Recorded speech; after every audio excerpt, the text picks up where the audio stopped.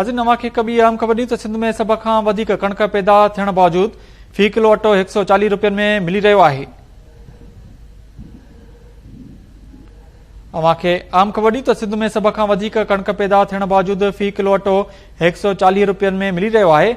सिराजुल हक़ चयो आहे त मुल्क में हिन वक़्त आम वापे जी शयुनि जा अघ चोचड़ी विया आहिनि, जंहिं करे गरीब अवाम ॿिनि वेलनि जी मानी लाइ परेशान आहे।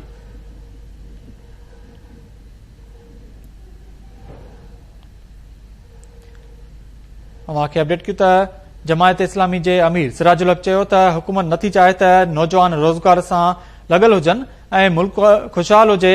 अवां खे अपडेट कयूं त सिंध में सब खां वधीक कणक पैदा थियण बावजूद फी किलो अटो 140 रुपयनि में मिले थो। सिराजुल हक़ चयो आहे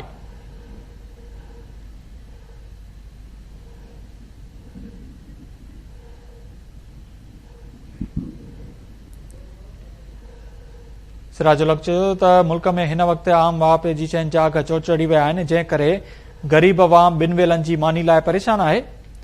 हुकूमत नथी चाहे त नौजवान रोज़गार सां लॻल हुजनि ऐं मुल्क खुशहाल हुजे।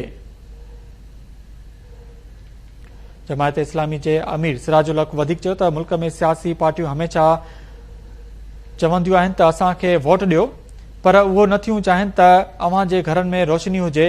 बदीन में थियल जलसे खे ख़िताब कंदे सिराजुल हक़ चयो त सिंध में सब खां वधीक कणक पैदा थियण बावजूद फी किलो अटो 140 रुपयनि में मिली रहियो आहे।